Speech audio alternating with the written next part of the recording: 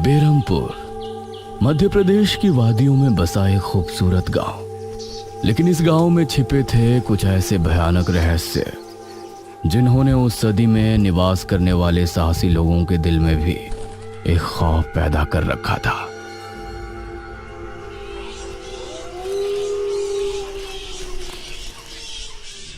आज तो बहुत दिनों के बाद मित्रों से मिलना हो रहा है, बहुत आनंद आएगा। अरे मदन, कहाँ जा रहा है इस समय? पिताजी, मेरे मित्रों से इतने दिनों बाद मिलना हो रहा है। वो सुबह होने पर वापस नगर चले जाएंगे। अरे तुझे पता नहीं क्या, आज शनिवार की रात है।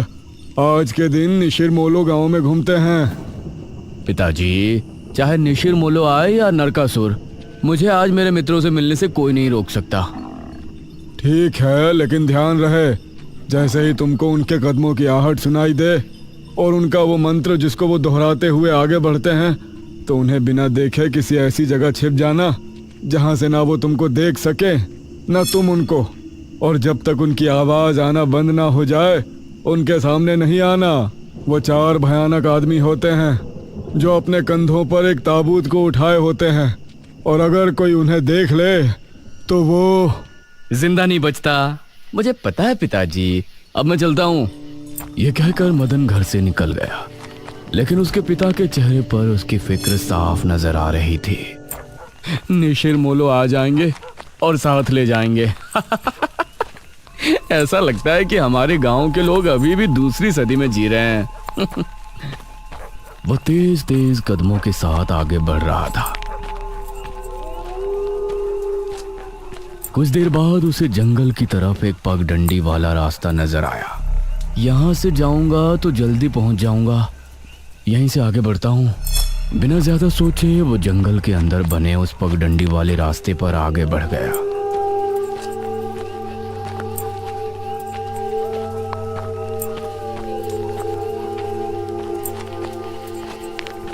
आज तो बहुत मजा आने वाला है, मिलकर खूब मदिरा पान भी करेंगे। तभी उसे भारी कदमों की आहटों के साथ कुछ आवाजें सुनाई देने लगी। इन आहटों और आवाजों को सुनकर वह एकदम से चौंक पड़ा और उसकी आंखें डर से बड़ी हो गईं। हे भगवान! वो जल्दी से झाड़ियों की तरफ भागा और उनमें छिपकर बैठ गया। वो झाड़ियों की ऊंट में बैठा लंबी लंबी सांस ले रहा था। वो आवाजें अब और ज्यादा साफ होने लगी थी। उसे यकीन था कि अब वो लोग उसके करीब ही आ रहे हैं। उसने धीरे धीरे छिपकर अपनी एक आंख से उनको देखा और वो हैरान रह गया।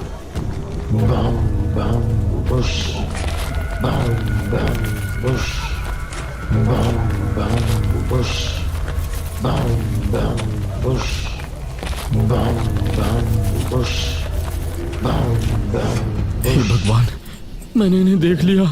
हाँ। मदन पूरी तरह से झाड़ियों में छिप गया और कुछ देर अपनी सांस तक रोके वहां छिपा रहा। फिर उसने धीरे से झांक कर देखा तो अब वो लोग कहीं नजर नहीं आ रहे थे। हाँ, लगता है चले गए। वो वहां से निकला और दोनों तरफ देखा तो वहां कोई नजर नहीं आया। हाँ, शुक्र है भगवान। उसने एक कदम बढ़ाया ही था कि तभी उसे फिर से वही आवाजें अपने ठीक पीछे से सुनाई देने लगी। उसने एक झटके से पलटकर देखा तो वो चारों ताबूत वाले शख्स ठीक उसके पीछे खड़े थे।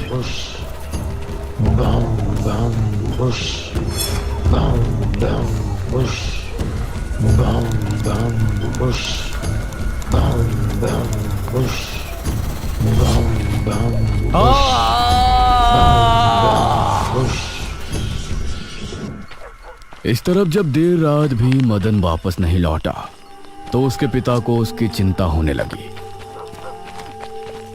उसने गांव के एक आदमी विपुल को साथ लिया और जंगल की तरफ रवाना हुआ।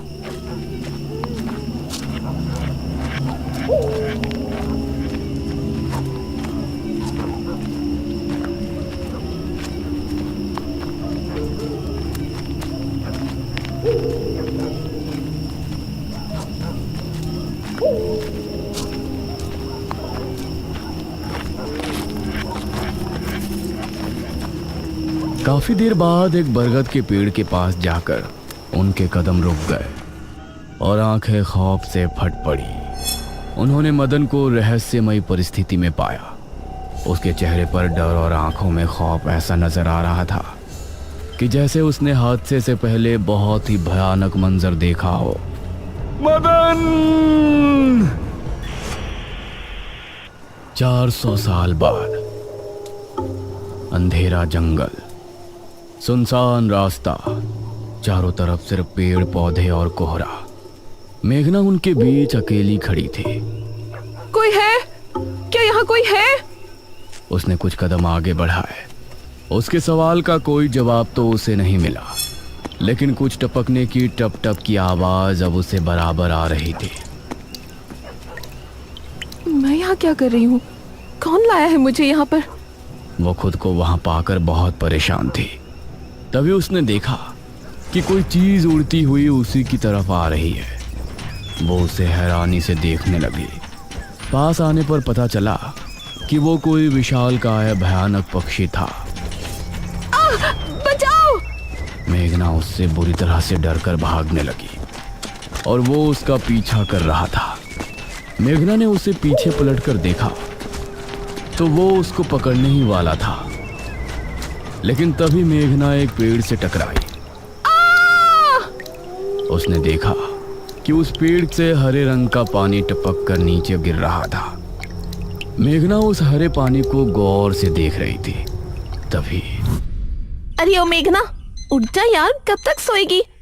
मेघना आंखें मलते हुए नींद से जागी। उसने देखा कि सुबह के 9 बज चुके थे। ओह शिट, हम तो लेट हो गए। तूने मुझे उठाया क्यों नहीं? मेघना अपनी एक पार्टनर इशिता के साथ दिल्ली में रह रही थी, जहां वो एक लैब में काम किया करती थी। दोनों ने साथ नाश्ता किया और फिर तैयार होकर अपनी लैब के लिए निकल गई।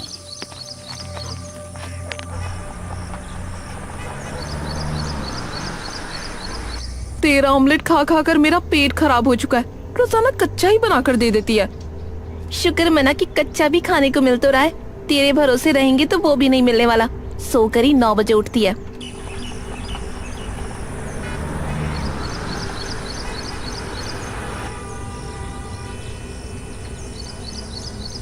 ये दोनों लैब में पहुंची और वहां जाते ही इशिता के पास प्रोफेसर जयदेव की कॉल आई।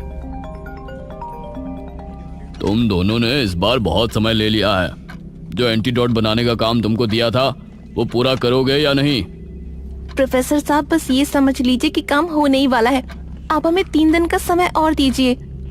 ये कहकर उसने कॉल काट दिया। तो इतने दिनों से प्रोफेसर को घुमा रही है, आखिर तू ये एंटीडोट तैयार करेगी कैसे? ये सुनकर इशिता ने एक किताब निकाली।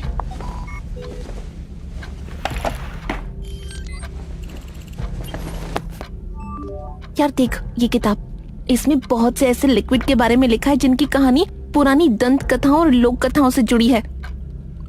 तो तू कहना क्या चाहती है? मुझे इस किताब में बहुत ही अनोखे लिक्विड के बारे में पता चला है, जिसे मृत्युंजय अमृत कहते हैं। हम उस लिक्विड का टेस्ट करेंगे और अगर वो हमारे काम का निकला तो उसे यूज भी कर सकते हैं। मृत्युंजय अमृत? देख, मैं तेरे साथ कहीं नहीं जाने वाली हूँ। ये सब बातें बकवास होती हैं। अरे देख तो सही, इस पेड़ से हर पूर्णमासी की रात ये हरा लिक्विड टपकता है। तभी मेघना ने देखा कि उस पन्ने पर किसी मृत्युंजय अमृत के बारे में लिखा था और उसमें ठीक वही पेड़ दिखाया गया था जो मेघना रोजाना अपने सपने में देखा करती थी। मतलब उस हरे पानी की बात ही इस किताब में लिखी थी। हे भगवान, क्यों हिला डाला ना, है ना इंटरेस्टिंग? मेघना ने कुछ सोचा और फिर जवाब दिया, हाँ तो हम दोनों कल ही बीरमपुर गांव के लिए निकलते हैं।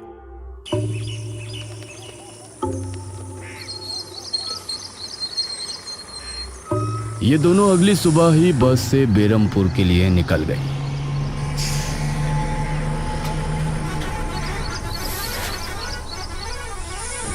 वैसे एक बात बता, तू मेरे साथ वहां जाने के लिए एक ही बार में कैसे राजी हो गई? मेघना ने सच को छिपाते हुए कहा, ऐसी अनोखी चीज देखने के बाद भला कौन नहीं होगा जो इसको देखना नहीं चाहेगा? ओहो, ये हुई ना बात। मैंने तुझे पार्टनर बनाकर कोई गलती नहीं की।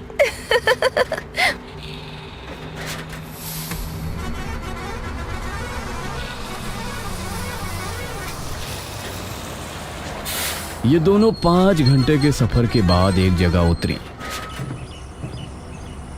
इनके ठीक सामने एक बड़ा सा गेट था जिस पर नाम लिखा था बेरमपुर।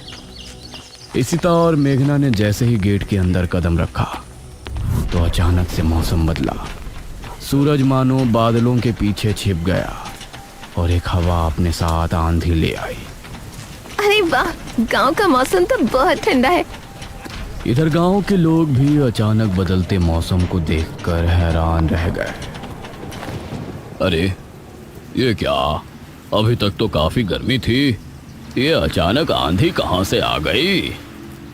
मुखिया जी, लगता है बारिश भी जरूर आएगी। इधर मेघना और इशिता दोनों ही गांव की तरफ बढ़ रही थी। यार, ये गांव के लोग ठीक तो होंगे ना?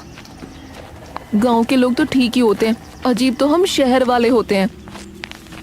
ये बात तो तूने बिल्कुल पते की कही। इशिता और मेघना दोनों गांव के चौक पर पहुंची। वहां एक कुआं भी था और वहीं मुखिया भी 2 आदमियों के साथ खड़ा था। अरे बच्चियों, तुम दोनों कौन हो? अब नमस्ते जी, मेरा नाम इशिता है और ये है मेरी दोस्त मेघना। अच्छा बेटा, वैसे हमारे गांव में किस वजह से आना हुआ? वो असल में वो अंकल, हम लोगों को अपनी स्टडी के लिए 5 गांवों के बारे में लिखना है, इसलिए हम लोग यहाँ आए हैं। इसके बाद और 4 गांवों में जाएंगे। ओह अच्छा, फिर तो ठीक है बच्चों, हम तुम्हारी जितनी हो सके उतनी मदद करेंगे। जी अंकल, क्या हमें यहाँ कुछ दिन के लिए रहने के लिए कोई घर मिलेगा किराए पर? अरे बच्चों, तुमको किराए की घर की क्या जरूरत है? तुम दोनों जब तक चाहो मेरे ही घर में रह सकती हो। ठकुराइन वैसे भी लड़कियों से बहुत प्यार करती है। जी शुक्रिया अंकल।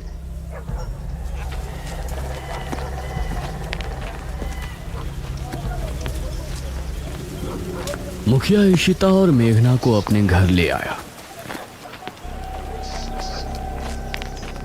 तभी घर के मंदिर में जल रहा दीपक बुझ गया।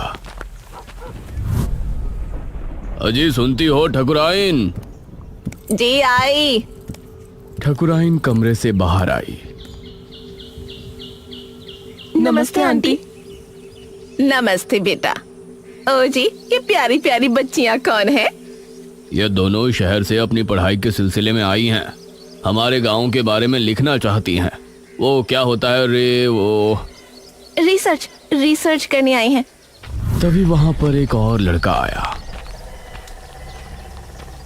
क्या कहा? हमारे गांव पर रिसर्च? इशिता और मेघना ने उसे देखा। भला हमारे बेवकूफ गांव में आपको क्या मिल सकता है? ये सुनकर इशिता और मेघना हैरान रह गई। चुप करो अनुज, ऐसे कोई अपने गांव में बोलता है क्या? ये मेरा बेटा है अनुज। अनुज ने मेघा और इशिता की ओर देखा और उन्हें हाथ जोड़कर नमस्ते किया। नमस्ते बेटा अनुज, जरा इन दोनों को वो खाली कमरा दिखा दो जो तुम्हारे कमरे के बराबर में है। ठीक है पिताजी, आओ देवियों। देवियों? अनुज कॉरिडोर से होते हुए उनको कमरा दिखाने ले जाने लगा। इसी समय गांव के मंदिर में बैठा पुजारी भगवान की आरती कर रहा था। तभी अचानक से दिया बुझ गया। ये संकेत तो ठीक नजर नहीं आ रहे। हे प्रभु, रक्षा करना। वैसे आप लोगों को रिसर्च करने के लिए यही गांव मिला था? अरे हम लोगों को 5 गांवों के बारे में लिखना है, तो इसीलिए जो भी गांव पास दिखा चले आए। इसके बाद और किसी गांव में जाएंगे। अच्छा, वैसे यहाँ कुछ ऐसा है जो कि रहस्यमय या ऐतिहासिक हो? हाँ है ना, एक राजमहल। राजमहल यहाँ? हाँ, 400 साल पहले जो यहाँ के राजा हुआ करते थे, उनका महल। वैसे अनुज, क्या तुम हमें उस महल में लेकर चलोगे? हाँ, तुम लोग जाना चाहोगी तो जरूर। तो ठीक है, रात को जब सब सो जाएंगे तो हमें वहाँ ले चलना। यह सुनकर मेघना इशिता को हैरानी से देखने लगी। रात के समय तुम लोग मजाक तो नहीं कर रहे? नहीं, हम तो चलने को तैयार हैं। तुम्हें डर लग रहा है तो बताओ। मेरा गांव है ये, मुझे क्यों डर लगेगा? ठीक है, ले चलूंगा, लेकिन पिताजी को और माँ को पता नहीं चलना चाहिए। ग्रेट। तो बताओ किस टाइम आ रहे हो? 12 बजे तक पिताजी और माँ दोनों सो जाएंगे। मैं उसी समय तुम लोगों को ले आऊंगा। हाँ सही है। ये कहकर अनुज ने उन्हें कमरे में छोड़ा और वहां से चला गया। ये क्या? हम तो उस मृत्युंजय अमृत के बारे में पता करने आए थे ना। अब हम ये राजमहल क्यों जा रहे हैं? अरे उसको सीधा पूछते तो उसे शक हो जाता ना। आज हम राजमहल चलते हैं और फिर कल उसे जंगल जाने को कहेंगे और वहाँ जाकर बातों ही बातों में उससे मृत्युंजय अमृत के बारे में पूछेंगे। ये सही है। इस तरफ गांव के लोग मौसम के बदलती ठंड से बहुत हैरान थे। पुजारी बार बार आसमान की तरफ देख रहा था, जहां उसे काला अंधेरा इधर उधर घूमता हुआ नजर आ रहा था। करीब 12 बजे जब मुखिया और उसकी पत्नी गहरी नींद में थे तो अनुज कमरे से निकला। अरे लगता है आ गया। इशिता ने उठकर दरवाजा खोला। हाय अनुज। तुम लोग तैयार हो? हाँ चलो, हम तो रेडी हैं। तो चलो। अनुज इनको लेकर घर से निकला और इन्होंने 2 गलियां पार कर ली थी। उफ, तुम्हारे गांव में हवा इतनी ज्यादा चलती है क्या? रोज तो नहीं चलती, लेकिन शहर की 2 लड़कियों के साथ लगता है उनके शहर का प्रदूषण भी आंधी के रूप में साथ आ गया। कुछ देर चलने के बाद ये तीनों एक बड़े से राजमहल के सामने खड़े थे, जिसे देखकर मेघना को कुछ याद आने लगा। ऐसा लगता है कि इस राजमहल को मैंने पहले कहीं देखा है। ये है राजमहल, राजा सूरजभान का। वाकई में काफी आलीशान है। यह कहते हुए इशिता ने अपने कैमरे में उसकी एक फोटो ली। हमें खिड़की से अंदर जाना पड़ेगा, इसका दरवाजा सालों से जाम है। ये तीनों एक खिड़की के रास्ते राजमहल में पहुंचे और वहां की हर एक चीज मेघना को जानी पहचानी लग रही थी। इस तरफ गांव में आंधी का बहाव बढ़ने लगा था। सभी अपने अपने घरों में आराम से सो रहे थे।